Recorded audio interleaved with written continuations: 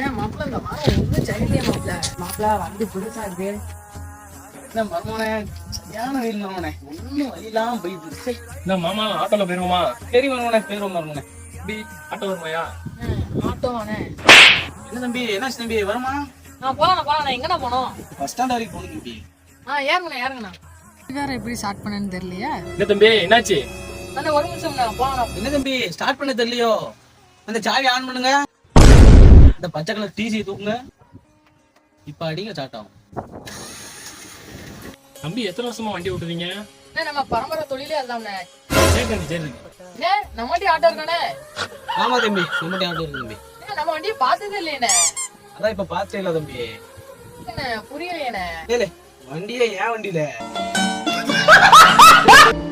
வண்டியே ஒழுங்கா ஸ்டார்ட் பண்ண தெரியல. நீ பரவாயில்ல, நீ ஆட்டோ வேற